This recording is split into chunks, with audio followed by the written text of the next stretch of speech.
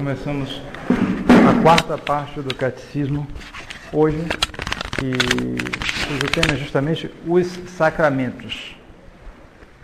A respeito dos sacramentos, essa parte constitui uma parte separada do catecismo muito importante, são mais de 60 páginas, quase 60 páginas a respeito desse tema, porque justamente são os meios principais que Nosso Senhor deixou para a nossa salvação. A oração, as boas obras e os sacramentos.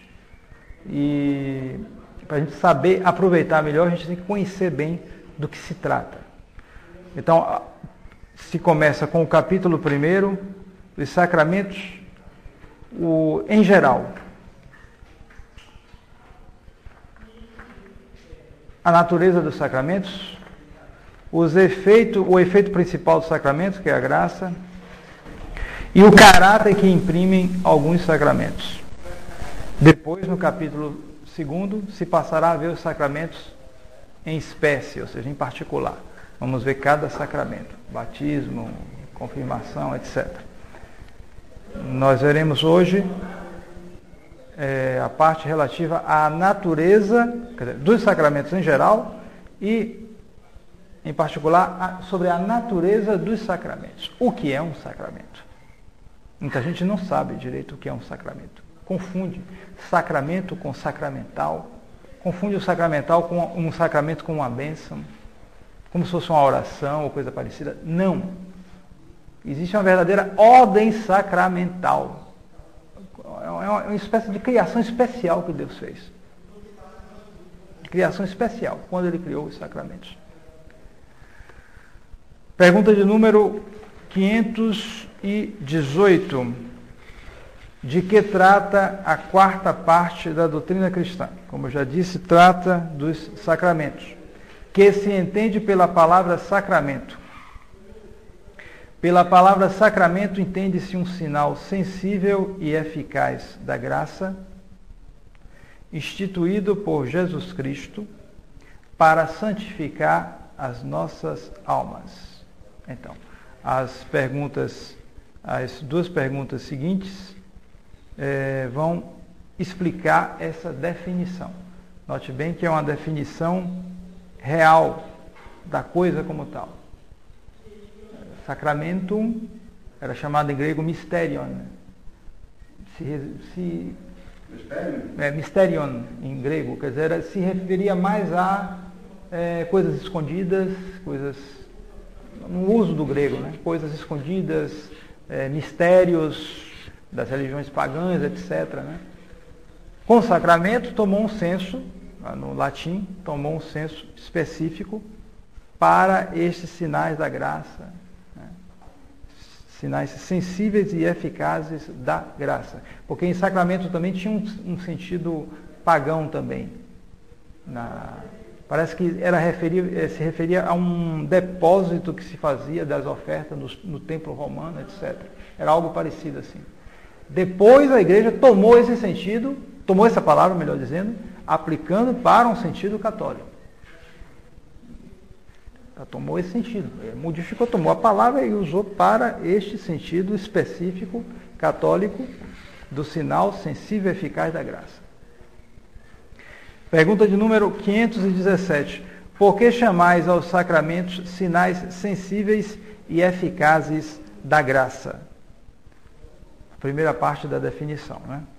Chamo os sacramentos sinais sensíveis e eficazes da graça porque todos os sacramentos significam, por meio de coisas sensíveis, a graça divina que eles produzem em nossas almas. Explicai com um exemplo como os sacramentos são sinais sensíveis e eficazes da graça. E ele dá então o exemplo do batismo.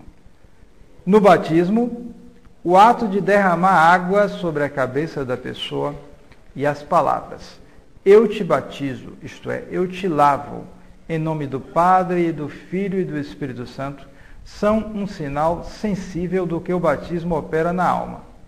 Porque assim como a água lava o corpo, assim a graça dada pelo batismo purifica a alma do pecado. Temos aqui uma explicação. Fazem um todo. Nós veremos depois. Então, São Tomás de Aquino diz que o sacramento ele tem uma causalidade física instrumental. Que sentido isso?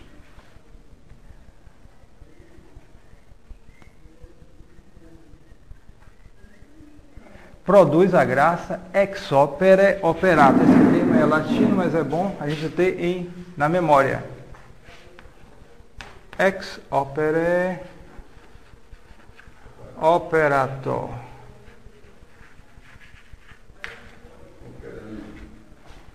Operandi é diferente. Ex opere operandi é o sacramental. Aí no caso é o sacramento. Ex opere operato. Que é justamente isso, essa causalidade física instrumental. Quer dizer, em virtude da própria ação feita. Se eu derramo a água na cabeça da criancinha e eu digo, eu te batizo em nome do Pai e do Filho e do Espírito Santo, eu tenho a intenção de fazer o que a igreja faz. Na medida em que eu faço essa ação, a graça é produzida. Certo? A graça é produzida. Independente da vontade da gente. Independente da vontade da pessoa. A não ser que a pessoa queira fazer uma encenação ou coisa parecida e diga isso claramente. Mas se ela faz aquilo, mesmo que ela seja um pagão, o sacramento se produz. Não precisa nem ter a vela para acender. Nada disso, isso aí é secundário. E isso é claro, o rito da igreja, com o tempo, acrescentou as coisas, que são partes, por assim dizer, integrantes, pelas quais o sacramento tem mais eficácia nos seus elementos secundários, porque o pecado original é tirado. Mas outras coisas, a ação do demônio, isso, aquilo, os ritos que foram acrescentados, já desde a antiguidade, servem justamente para que o efeito do batismo seja mais perfeito. Mas o efeito principal, essencial, basta que haja a matéria, a forma e a intenção do ministro de fazer o que a igreja faz. É operato ou operato? Operato. É com R ou sem R? Ex opere operato. Está com R ou sem R? Está com R, operato. né? Entendeu? E São Tomás diz que a causa principal da graça, a principal causa eficiente da graça é o próprio Deus. E a humanidade de Jesus Cristo se compara a esta como um instrumento conjunto, enquanto que o sacramento se compara a o próprio Deus como um instrumento separado. Então, a humanidade de Jesus Cristo, porque os sacramentos eles justamente prolongam a humanidade de Jesus Cristo. Os sacramentos prolongam, por assim dizer, a humanidade de nosso Senhor Jesus Cristo. São gestos que nosso Senhor fez e que isso nosso Senhor instituiu esses sacramentos para que tivesse essa virtude. Então, há um elemento sensível e um elemento um elemento sobrenatural, divino. Assim como em Jesus Cristo havia a humanidade e a divindade, também no sacramento há um elemento sensível e um elemento sobrenatural. Os dois têm que estar unidos. Estão unidos, a graça vem por isso. E tem que haver os dois elementos. A intenção, né? A intenção também, né? Sim, a intenção do ministro no caso. Mas, veja bem, eu estou falando aqui no caso da matéria e da forma, e quando essas coisas se produzem, a graça de Deus age ali.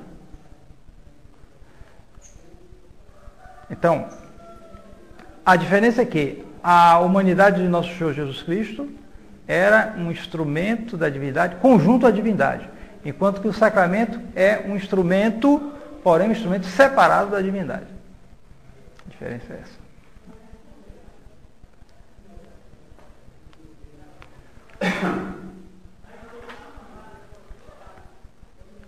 Quantos e quais são os sacramentos? Os sacramentos são 7, a saber, batismo, confirmação, eucaristia, penitência, extrema-unção, ordem e matrimônio. Veremos aqui depois, com a comparação aqui que São Tomás faz.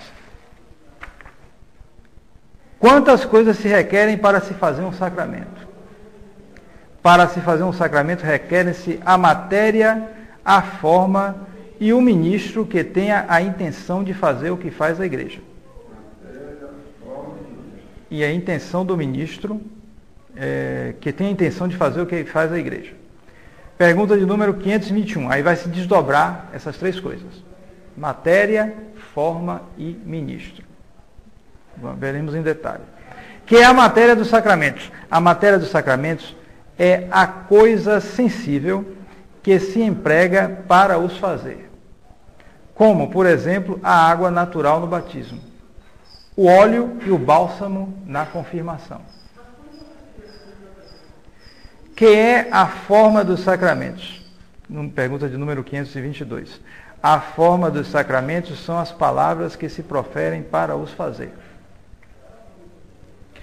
Quem é o ministro dos sacramentos?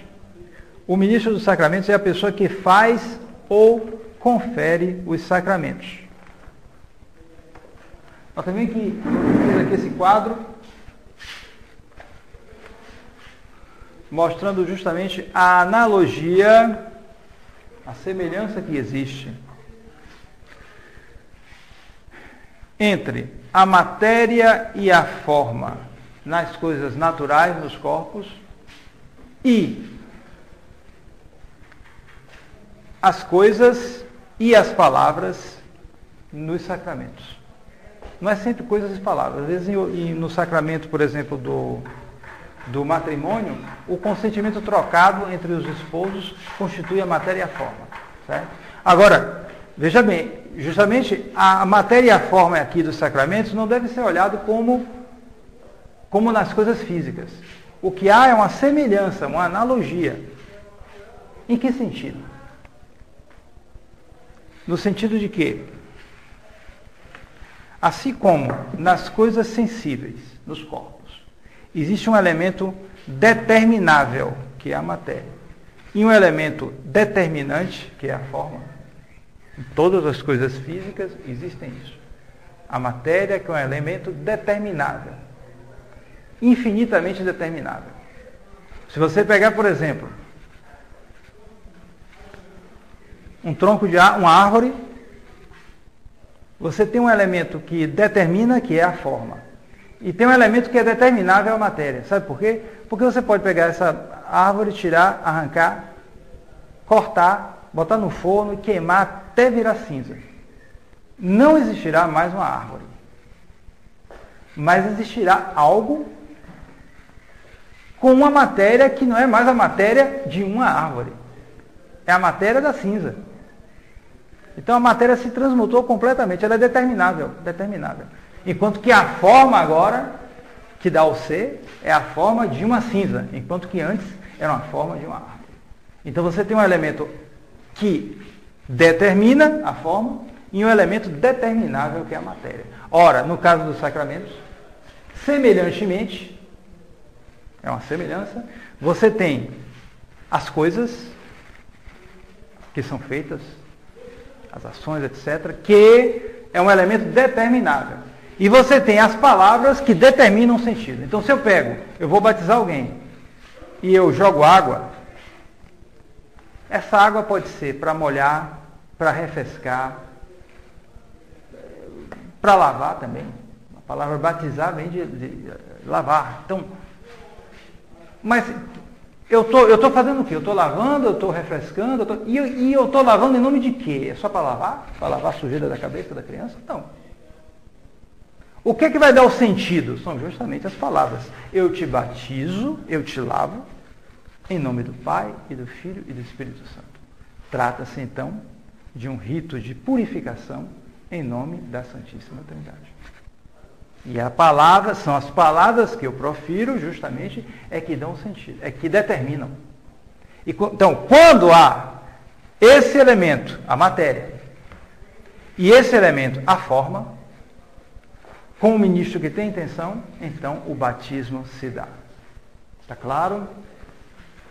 Então, aqui há uma semelhança, uma chamada analogia, no caso aqui, de proporcionalidade. Há uma proporção. É como na matemática, A para B é proporcional a C para D. É a mesma pessoa, né, cara? Porque se um jogar a outra falar, um mal ocorre. Não, tem que ser a mesma pessoa, certo? Mas o que importa é isso aqui, eu quero que vocês entendam bem isso aqui. Um elemento determinante é um elemento determinável. Há só uma semelhança.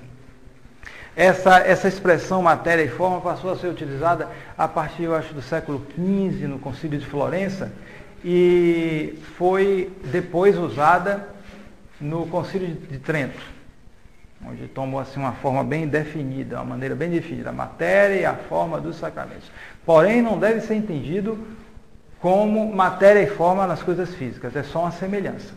No caso que você deu da árvore, a matéria e a forma mudaram completamente, quando passou a ser assim. Matéria é outra, a forma é outra. Sim, mas o que deve entender é o seguinte, é que como mudou a matéria, é porque justamente a matéria nas coisas físicas é sempre determinável. A determinação pode ser sempre... Você pode pegar essa cinza se espalha aí, há outras mudanças químicas, isso vai virar uma rocha, isso lá, sei lá o quê. A matéria sempre é determinável. Mas a forma, não, a forma é que agora é isso, agora é aquilo, agora é o que determina. Pontual. Certo?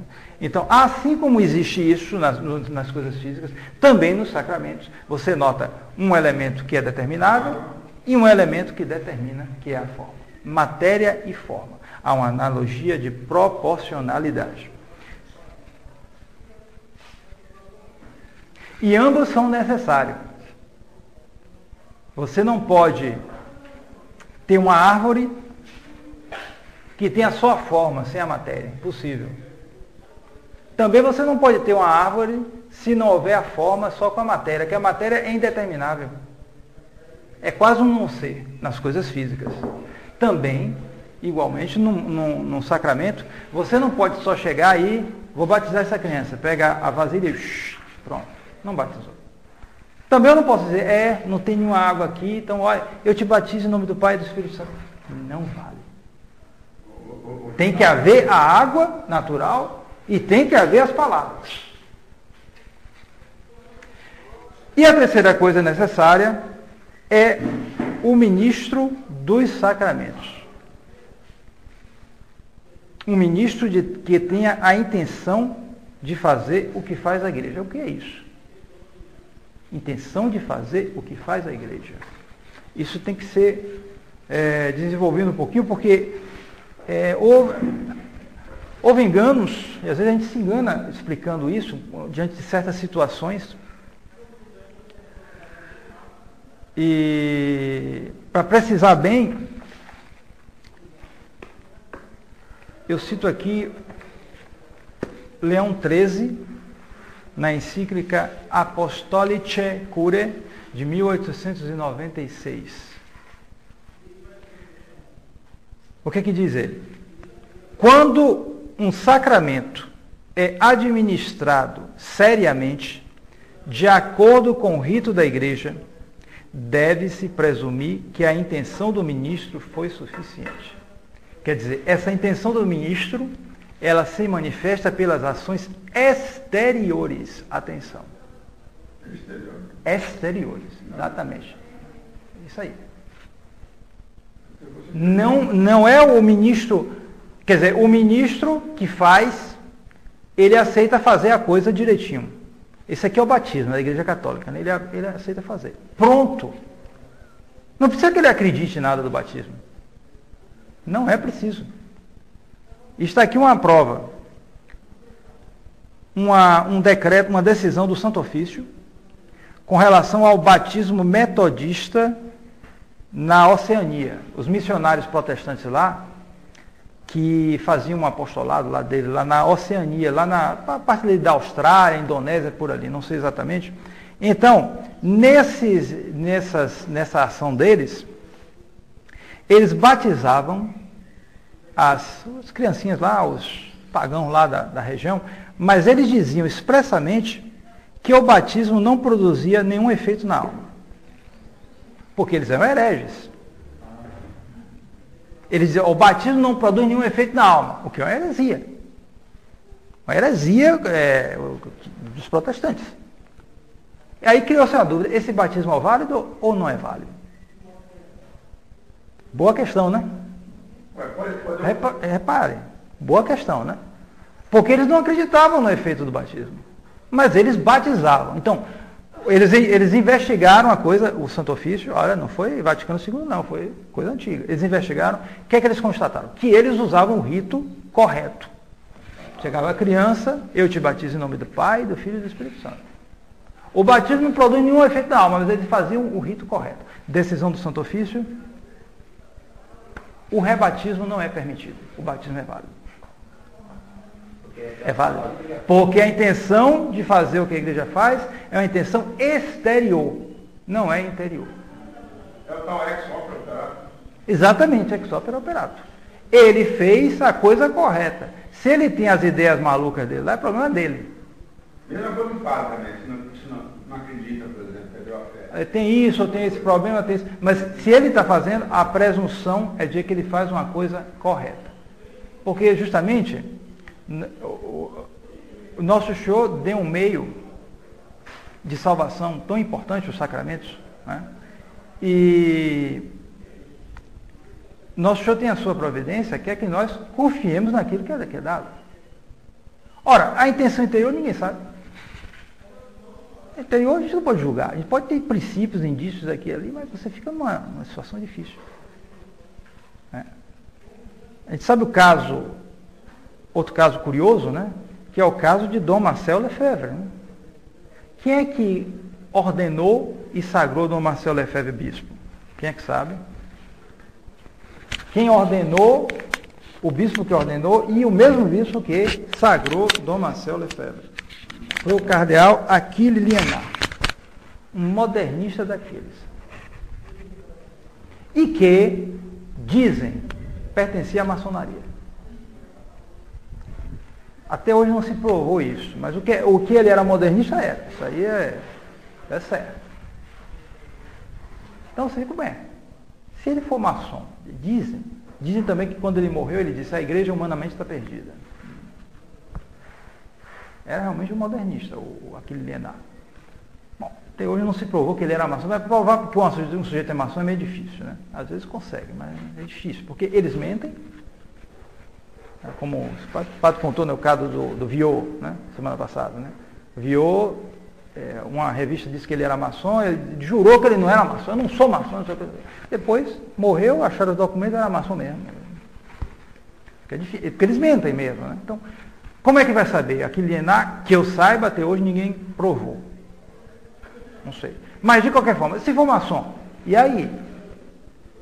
Então, se ele não era bispo, porque a intenção dele interna era contrária, então Dom Lefebvre não foi padre, se não foi padre, não foi bispo. Bom, podia ser bispo, porque quando ele foi sagrado bispo, ele foi sagrado com outros bispos que o sagraram. Então, esses bispos podiam ser bispos, e aí... Tudo bem, mas, sei lá, você fica na dúvida. E aí, o padre Joaquim aqui não é padre, e por aí vai, porque eu fui sagrado por Dom Willis, fui ordenado por Dom Willis, foi sagrado por Dom Lefebvre. Quer dizer, você entraria numa situação de loucura, porque ninguém ia saber de nada. Os maçons aí infiltrando a igreja, sagrando a igreja, ninguém sabe de nada, como é que você vai saber? Quem é maçom, quem não é? Você acha que o nosso Senhor ia permitir isso? Então, Leão XIII, para que nós não tenhamos dúvida, dizendo, se o rito é cumprido, exteriormente tudo está correto, você viu alguma... Ele chegou e disse, olha, eu estou fazendo uma brincadeira aqui, aí tudo bem. Mas ele fez tudo correto. A intenção você deve presumir que foi válido, ponto final. É o que a igreja definiu. Foi o que o nosso Senhor estabeleceu. Se a intenção é feita exteriormente. Agora, internamente, a gente não sabe. Se ele entrou na maçonaria, ninguém sabe disso. Se entrou, entrou com que objetivo? Tem muito maçonzinho aí que entra, não sabe nem direito o que está fazendo. Eu sei de casos, conheço casos. Entra porque é uma vantagemzinha ali, qualquer coisa, sei lá. Às vezes mantém o catolicismo dele. Eu sei de um maçom que entrou na maçonaria, estava lá na maçonaria, era católico, ou mais ou menos. Um dia chamaram ele, botaram no quarto e disseram, tá aí um crucifixo, você tem que flagelar o crucifixo. Aí ele, não, isso aí eu não faço não. Aí ele saiu da maçonaria. Quer dizer, ele estava de boa fé. Fica difícil, você não pode saber exatamente, julgar, dando sentenças. É o que ocorre com muita gente aí dessa linha sedevacantista. Eles entram num turbilhão de confusão, ninguém sabe de nada. Então, o que está claro está aqui, Leão 13. Se o rito é cumprido corretamente, então deve ser presumido que foi válido. E mesmo os metodistas que ensinavam essas heresias, a heresia é contra o batismo, contra o efeito do batismo. No entanto, eles cumpriam o rito corretamente, ponto final. É válido. E o Santo Ofício proibiu rebatizar. Proibiu. Está claro? Proibiu fazer depois de novo, né? Proibiu. Porque às vezes a pessoa fica com escrúpulo, né? Isso aqui, não, nada. Não pode batizar em condições, não pode. Hã? Bom, que eu saiba, está aqui que eles proibiram até sob condição. Agora nós que recebemos crisma lá fora, no caso, É diferente. Aí é que está o caso. Porque no caso da crisma, não é a heresia de quem é possível ou imaginária, ou a pertença da maçonaria possível imaginar-se desse ou daquele bispo. É o rito que foi alterado. E foi alterado justamente num ponto muito grave, que é a matéria. Porque a matéria da confirmação sempre foi o óleo de oliva, elaion, em grego. Sempre se utilizava esse termo. Elaion como óleo, mas óleo de oliva. E eles deram uma permissão para outros óleos. Aí a coisa... É como se você desse uma permissão para, pode ser agora Coca-Cola para celebrar a missa. Aí não, meu amigo. Mudou o rito. Se botar aí é inválido. Aí pode ter certeza, porque mudou o rito. Não é a intenção da pessoa. Está entendendo? É externo. Você percebe. Olha, isso aqui não é... Ou como aquele Dom Boaventura, que foi celebrar uma missa, bispo, melhorzinho, né? Mas foi celebrar uma missa lá na Argentina e com celebração, com outro bispo. Daqui a pouco, quando ele foi beber o vinho consagrado, aí ele... Gosto diferente. Aí depois da missa ele chegou para o bispo argentino, mas eu senti um gosto diferente. Sim, é vinho de laranja. Aí ele, senhor, foi tudo inválido, né? É pouquinho inválido. Aí é inválido. Aí é inválido, porque mudou a matéria do sacramento, é diferente.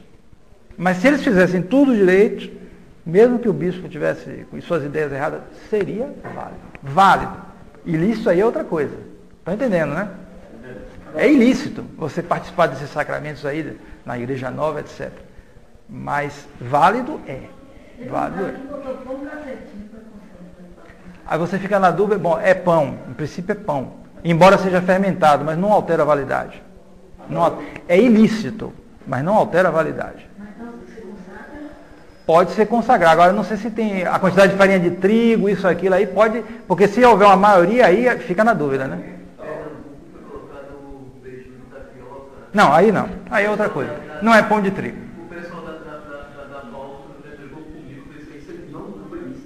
Não houve missa. Aí não houve missa. Porque é a matéria, é algo externo, estão entendendo?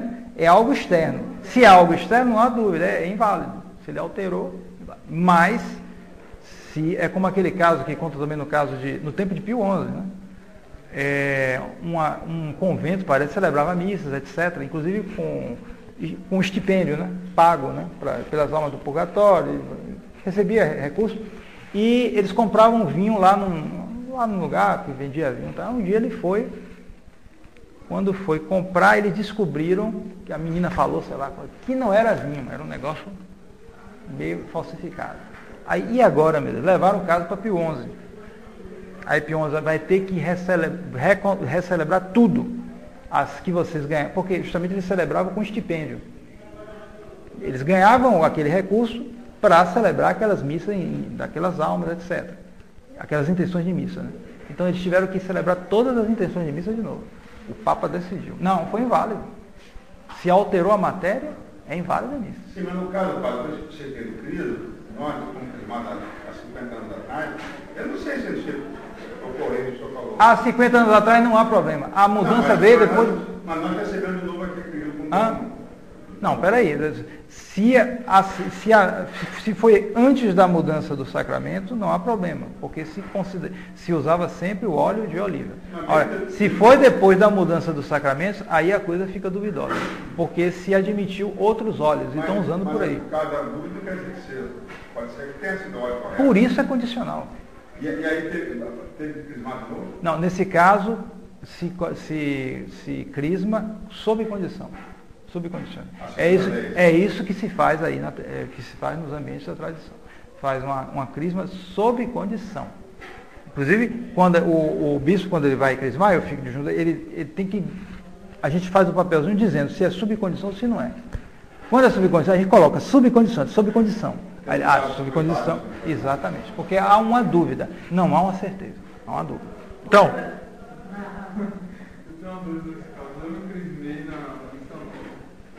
E o bispo usou o azeite de oliva. Tenho certeza. Tem certeza? Então, provavelmente é válido. É válido.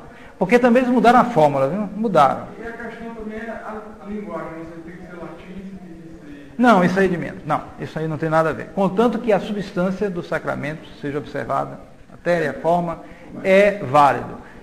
Eu penso que o da crisma principal é a questão da matéria. Se a matéria foi observada, tem certeza que foi óleo de oliva, é válido. Certo? Embora eles tenham mudado alguma coisa também. Mudaram alguma coisa também no caso da forma. O leigo não sabe disso. Justamente. Eu queria saber se mentira a criança que é batizada, batismo novo, que não tem os 3 exorcismos. Existe uma diferença de comportamento? E pode existir. Já houve casos. Já houve casos em colégios da tradição, tem umas crianças lá tudo agitadas, meio... Aí depois eles foram saber que as crianças tinham sido batizadas no Novos Ordens. Então eles fizeram o complemento do batismo e as crianças melhoraram.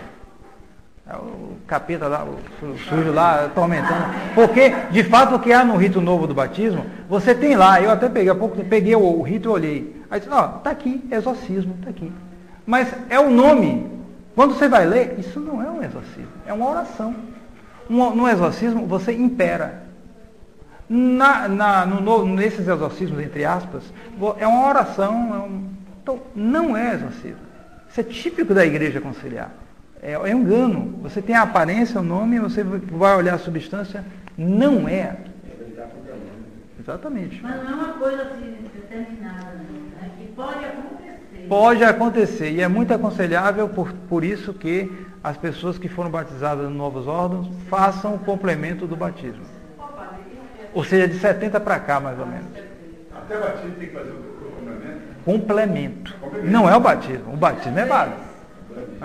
Júlia fez aqui. Vários fizeram. Porque ela já foi de novo. Eu já fiz vários, em vários lugares aí. O pessoal pede. É aconselhável que faça. Até talvez não só a agitação da criança, mas também às vezes concentração, outras coisas que podem ser beneficiadas. Exatamente. Então, essa intenção, então, é a intenção externa. Basta que haja a intenção externa do sacramento, no caso do ministro, para que o sacramento se produza. E por isso, justamente, no caso também da sagração do Dom Lefebvre, da ordenação dele, não há problema. Começar a ficar pensando, fulano é maçom, dizem que é maçom aí. Isso, mas se ele é maçom, ele já morreu, ele transmitiu para quantos? Ninguém sabe. Você pede, às vezes. Não tem como. Nosso Senhor não ia, na sua providência, estabelecer, colocar os sacramentos sob uma base tão frágil, da intenção interna das pessoas.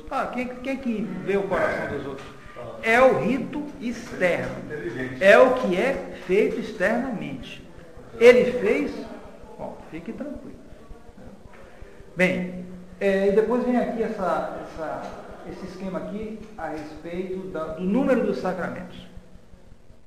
São Tomás também que tira essa conclusão. Nós ver que há uma outra analogia, uma outra semelhança. Aqui a analogia se faz entre a vida natural e a vida sobrenatural. Eu não coloquei aqui o esquema da vida sobrenatural, de fato é só o nome dos sacramentos. Mas na vida natural do homem, o que é que se observa? Individualmente e socialmente. Ele sozinho e ele em sociedade. Individualmente, ele sozinho, todo ser humano tem que nascer, crescer, manter-se, nutrir-se em geral, curar-se e restabelecer-se. Existe uma diferença entre curar e a convalescença, né? Restabelecer suas forças depois de um problema, depois de uma doença, né? Socialmente, todo ser humano na sociedade, a sociedade justamente é um meio de aperfeiçoamento do homem. Sem a sociedade, a gente vira um bicho, praticamente. Mesmo que a gente não seja um bicho, se comporta como um bicho.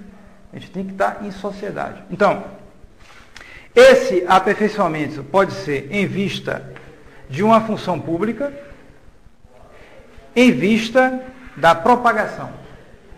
Ou seja, todo ser humano na sociedade, de um modo geral, ele procura ter uma função nessa sociedade. Ele é isso, ele é aquilo. Ele é um advogado, ele é um médico, ele é um motorista, ele é um agricultor. E na sociedade também ele procura a propagação, no sentido de constituir família, e no sentido de aumentar e manter a sociedade. Preciso que haja isso. Ele procura se casar, ter uma família, etc, etc. Então, na vida natural é assim. Então, assim também na vida sobrenatural. Todo homem individual, na vida sobrenatural, precisa nascer. É o batismo. Sacramento pelo qual nós nascemos para a vida sobrenatural. No batismo, se faz em nós como que uma morte e a ressurreição de nosso Senhor. Nós morremos para o pecado e pecado original. O pecado original é morto em nós e nós nascemos para uma vida divina. Nós, inclusive, recebemos no batismo um organismo sobrenatural. Esse organismo consiste na graça santificante, nas virtudes e nos dons do Espírito Santo e nas graças habituais. É um organismo sobrenatural. Então, há um nascimento para a vida sobrenatural. O nascimento. Depois, todo ser humano, na vida natural dele, individualmente, precisa crescer. É a confirmação. Sacramento em que nós crescemos para a vida sobrenatural e, crescendo, nos preparamos para o combate desta vida, o combate sobrenatural. O ser humano, quando ele está pequenininho, ele é dependente. Quando ele começa a crescer, fica adolescente, então tem que se virar. Começa a crescer, virar e enfrentar a vida, isso, aquilo, porque já não é mais menininho. Quando ele é menino, tudo bem. Mas quando ele cresce, ele tem que... Se um menino cresce e torna rapaz, continua dependente, todo molezinho, não está bom. Ele tem que, normalmente, adquirir forças para tocar a vida para frente. Assim também, na vida sobrenatural, a criança batizada, para crescer na virtude, ele tem que receber o sacramento da crisma para se tornar soldado de Jesus Cristo. Enfrentar os combates desta vida em ordem à salvação da alma. Depois, todo homem, na vida sobrenatural, individualmente, precisa manter-se. É a Eucaristia, alimento da alma. A manutenção aí é principalmente a alimentação. Qualquer ser humano que para de comer, sente-se fraco, e se isso durar muito, ele acaba morrendo de inanição. É certo. Assim também, na vida sobrenatural, aqueles que receberam a graça de Deus precisam se alimentar e fazer crescer essa graça. Se ele não faz isso, a tendência é a inanição. Ele começa a ficar fraco e ele pode morrer, ou seja, cair em pecado. Aí porque ele precisa realmente da Eucaristia. Normalmente é assim. A pessoa que sente falta da Eucaristia, justamente, ele vai enfraquecendo, tem que tomar cuidado.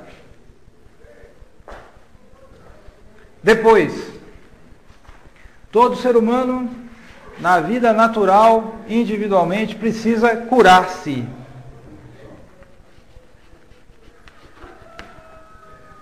Veja bem que é uma analogia. No caso da vida natural, ele precisa se curar. De fato, aquele que cai em pecado, sobretudo se for grave, é um pecado mortal, ele morre. Não é só uma doença. Ele morre se ele cai em pecado mortal. O seu organismo sobrenatural se desaba. Ele morre sobrenaturalmente. Então ele precisa se curar. A cura vem justamente do sacramento da confissão, que restitui a vida da alma, perdoando os pecados mortais e também veniais. E nesse sentido, serve também como cura, no sentido de que se a pessoa está com pecados veniais na alma, mas não tem pecados mortais, é como se ele estivesse doente. Ele não está morto, a vida sobrenatural dele ainda existe ali. Porém, ele está fraco, porque ele está relaxando. Então, se ele faz uma boa confissão, é uma ocasião para ele se curar. Nesse sentido, ele vai se curar da doença dele fazendo uma boa confissão. Daí porque a seriedade no sacramento da confissão é uma chave para a vida espiritual. Quer dizer, você tem que pôr na sua cabeça que a matéria do sacramento da confissão, qual é a forma? Eu te ego, te absolvo, em nome do Padre, né? É a forma. Qual é a matéria? A matéria são justamente os atos do penitente, os pecados, os atos que ele faz. Ele tem que confessar o pecado, confessar os pecados, ele tem que ter a dor desses pecados, ele tem que ter o propósito de se emendar. E o juiz é o padre? O juiz é o padre, que é o ministro, né? E que dá a fórmula. Daí o padre é juiz, é o ministro, digamos assim, é o ministro do sacramento, é o padre. Agora, é quem dá a forma do sacramento. E por isso ele tem que dizer. Por aí afora, já ouvi falar, aqui e ali, o jeito que vai dar, padre que vai dar a forma, não, está perdoado. Não perdoou. Ele tem que dizer a forma. Imagina o telefone, padre. Telefone é provavelmente inválido, né? Inválido e ilícito. É ilícito. Pode ser talvez lícito em caso de extrema necessidade, mas é duvidoso. Alguém que está morrendo, telefona, eu estou morrendo, me absolva. O padre, eu não tenho o que fazer, está morrendo. Ele pode dar sob condição, mas é uma coisa duvidosa. Normalmente, evidentemente, isso não é claro, é ilícito. Por quê? Porque o padre não está vendo o outro. Mas no antigo confessionário também não viu o outro. Não é o ver, é a presença. A presença ali. A presença é importante. Então, no caso do telefone, é duvidoso. Duvidoso, se ensina isso. Quer dizer, pode até ser, são situações que você fica na dúvida. De qualquer modo, é sempre ilícito. Estão entendendo, né? Ninguém pode sair por aí telefonando e dando absolvição. Isso é absurdo. Então tem que haver esses atos do penitente. Se você cultivar bem esses atos, ou seja, a contrição dos pecados, a confissão suficiente, também não é detalhar até não poder mais, mas é dizer a verdade como ela é, simplesmente. E o propósito. Propósito, meu amigo. Propósito. Então, eu tomo o propósito e esse propósito, justamente, a gente tem que querer, que é o segredo da santificação, e esse querer se mostra muito exteriormente. Exteriormente. Alguém toma uma resolução no domingo, na segunda já está caindo. Que propósito é esse, meu amigo? Se ele tomar uma resolução no domingo, cair na quinta-feira, você pode até, mais ou menos, que ele tenha tido alguma, mas se ele vai tomar no domingo, cai na segunda-feira, você fica na dúvida. Daí a o dever dos confessores, com os chamados consuetudinários, aqueles que estão sempre caindo. Num determinado momento ele pode até negar a absolvição. Banaliza até o sacramento, né? Porque banaliza. Ele tem que estar entre esses dois extremos e não é fácil. Ou seja, ele tem que evitar a banalização do sacramento, mas ele também não pode fechar a porta e ele tem que levar em conta a fraqueza da pessoa. Porque às vezes existe um propósito, fraquinho existe, mas existe uma fraqueza muito grande. É fraquinho. Então é difícil você discernir. Não é fácil. Porque alguém pode dizer assim, não vou me confessar mais. Não tem jeito. Também é ruim. Então não é fácil. Eu tenho me lembro de uma pregação de Dom Lefebvre, ele falando, né? Falando assim de maneira muito familiar, uma coisa assim, mas os padres dizem, veja bem, também não pode. Às vezes chega um homem aí que separou da mulher, a mulher largou, tal, então ele vai, se confessa, caiu no pecado. Depois ele vem, confessa de novo. Não pode logo chegar e... Não, caiu de novo, você não dou absolvição. Não, também não é assim, tem que levar em conta. Está entendendo? Não pode também ser duro demais. Não é fácil. Você encontrar o meio termo da virtude, né?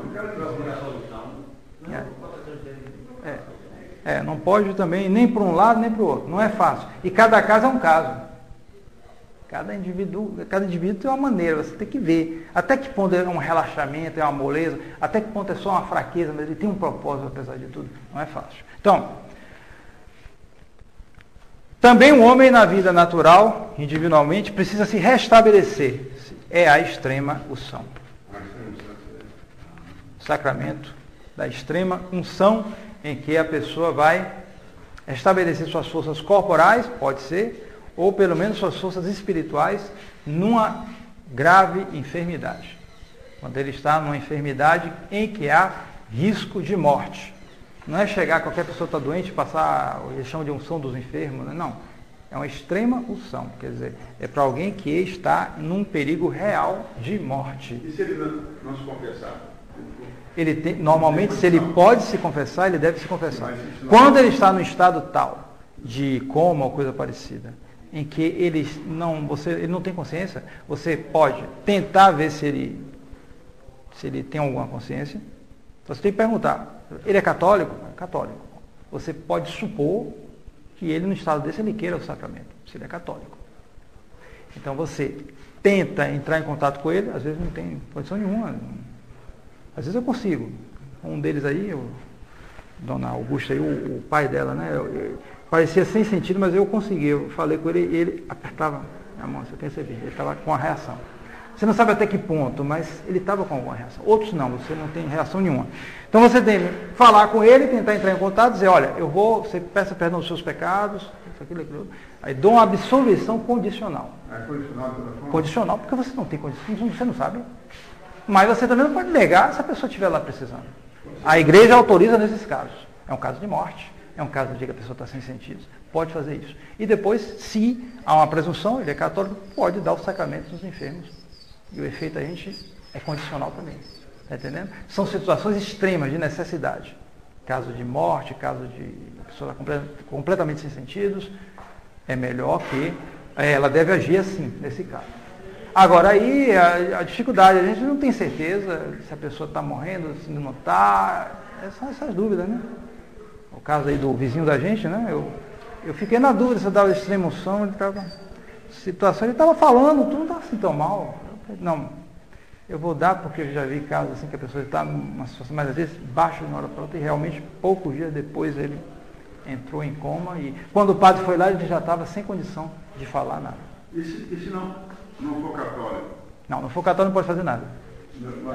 Nada. Aí o que você pode dar uma bênção no máximo. Uma vez eu fui atender uma pessoa, me chamaram. Pode atender uma pessoa aqui, eu nem conhecia. Mas ele é católico. Ele é o que é? Ele é lá do Exército da Salvação, sei lá o que é o negócio lá. Aí meu amigo, o que eu posso fazer no máximo dar uma bênção para ele, que pode, quem sabe, levar uma contrição, uma coisa assim, mas eu não posso dar os sacramentos, ele não é católico. Tá bom, se eu puder fazer uma coisa. Tá bom, fui lá, cheguei lá, um quadro, um dos mais feios que eu vi, porque estava na cama, ele ele estava num frenesi, se tremia todo, um negócio estranho, o olho meio aberto. Parece que era só os aparelhos que mantinham a vida dele, né? Tá completamente, tentei entrar em contato, completamente fora de aquele estado mesmo terminal, né? E eu vi, eu não podia fazer nada, não era católico, é uma benção tudo isso. Ponto final, não posso fazer nada. Não é católico. Não tinha preparação, porque são sacramentos, não sabe como é sacramento. Diz católico disse que não é também. Então, passando agora para a vida social, né? Então, todo homem na vida sobrenatural, socialmente, precisa se aperfeiçoar em vista de uma função pública. Ordem. Por quê? Porque a ordem pela qual a pessoa se torna padre, bispo, etc., dá uma função pública, entre aspas, no sentido que ele vai cumprir uma função na Igreja Católica, no sentido de, assim como um ser humano numa função pública trabalha para o bem-estar da sociedade, ou pelo menos deve trabalhar, né? Aquele que é advogado vai cumprir as funções, as questões de advocacia, etc.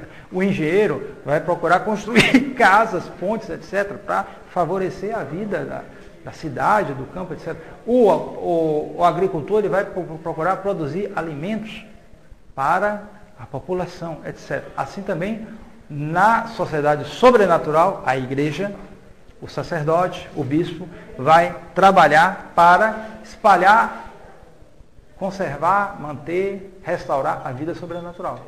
É exatamente o que o padre faz, por exemplo.